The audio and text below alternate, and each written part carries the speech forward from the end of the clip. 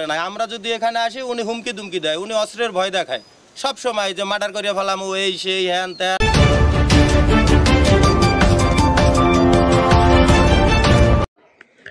Mohammad Rezaul, Mohammad Rustum Ali গংদের Baraiya Kazirchar মুলাদি ৩৫০ acre জমির দখল করেছেন ইটভাটার মালিক মান্নান।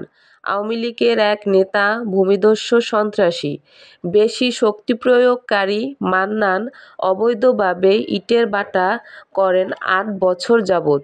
জমির মালিকদেরকে ৮ বছরে কোনো টাকা দেয়নি, বরঞ্চ আওয়ামী লীগের শক্তি দিয়া মোহাম্মদ রেজাউল রুস্তুম আলী গংদের জায়গা দখল করার পায়তারা করেন।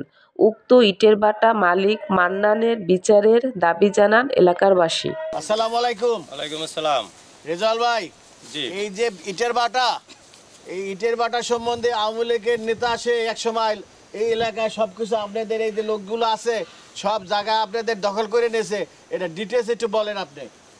আমি রেজাউল, আমার বাবার নাম কাঞ্চন আলী কবিরাজ।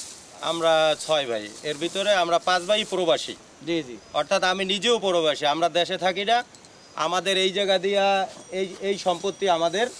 তারপর এখানে আমাদের বাগান ছিল, যার ভিডিও ফুটেজ আমার কাছে আছে এখনো, প্লাস ওই যে আপনারা আসছেন ওই রাস্তার ওই পাশে একটা দোকান ছিল। জি জি, তো আমরা যেহেতু বাড়ি থাকি না, এই সুযোগে উনি ওই দোকানের ভিতরে শেখ হাসিনার এবং শেখ মুজিবুর রহমানের ছবি লাগাইয়া আমাদেরকে হুমকি দুমকি দিয়া, যাতে আমরা ওখানে যদি আসি তাইলে আপনার একটা মামলা খাইলে আমরা আর বিদেশিদের যাইতে পারবো না, এইরকম দেখাইয়া উনি ওইটারে স্থগিত রাখছে।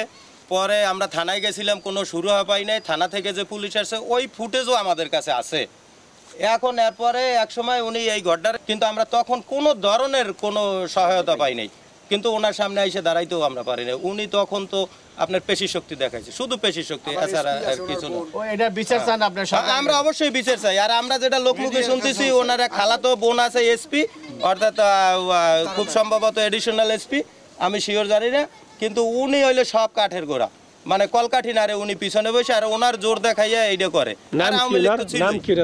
ওনার বোনের নামটা আমি সঠিক বলতে পারবো না, কিন্তু আপনি আপনার জমি ফেরত চান? আমি আমার সম্পত্তি ফেরত চাই ভাই। আমরা প্রবাসী মানুষ, এখন এই দিক দৃষ্টি আকর্ষণ করুক। আমাদের প্রবাসীদেরকে যদি এই বর্তমান সময়ে যদি ঠগায়, তাইলে আমরা কি করবো? আমরা তো রেমিডেন্স আনি। আমরা 6 ভাই, 5 ভাই বিদেশে থাকি, প্লাস আমার বাবাও একসময় বিদেশে ছিল, আমার ভাতিজাও এখন বিদেশে, অর্থাৎ টোটালি আমরা প্রবাসী ফ্যামিলি। আর এই সুযোগটাই উনি নেছে, আমরা যখন থাকি না এই সুযোগটাই উনি নিয়ে নেছে। এখন এইটা আপনাদের মাধ্যমে আমরা সরকারের কাছে আবেদন জানাই, অর্থাৎ আমাদের সম্পত্তি আমাদের ফিরেই দেব। ওকে, ধন্যবাদ আপনাকে। ওকে।